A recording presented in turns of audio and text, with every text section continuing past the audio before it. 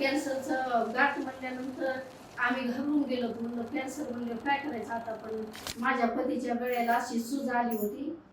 माझं नाव लहू भगवान सुरोशे. म्हणून आम्ही गावात डॉक्टरांना दाखवलं, पण दोन चार दिवस गावातल्या डॉक्टरच्या गोळ्या त्या खाल्ल्या, पण काही फरक वाटला नाही. त्यानंतर ते डॉक्टर म्हणले तुम्ही बीडला जाऊन दाखवा. बीडला गेलो, तिथं सोनोग्राफी ते केली. तर मला डॉक्टर बापू सांगितलं आदित्य मंत्री सर आहेत आपले संभाजीनगरला, त्यांच्या हॉस्पिटलला भेट द्या. मग त्यांच्याकडं आलो, त्यांनी तपासणी करायच्या सांगितल्या आम्हाला दुसरीकडं. मग त्या तपासणी केल्या आणि तपासणी केल्यानंतर रिपोर्ट कॅन्सरचा आला. कॅन्सरची थायरॉइडला गाठ सांगितली. सरांनी सांगितलं याचं ऑपरेशन करावं लागेल.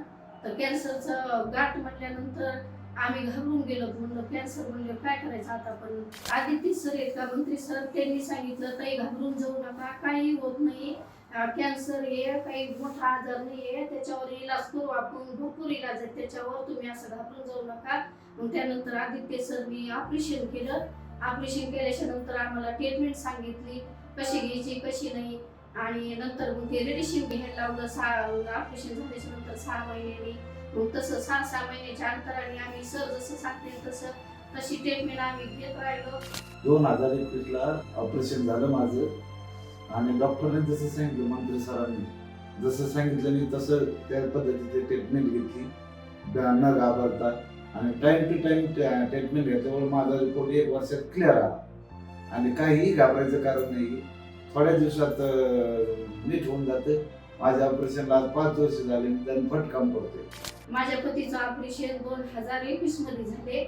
तर ते ऑपरेशन झाल्याच्या नंतर आम्ही 6 महिन्यांनी ट्रीटमेंट घेतली.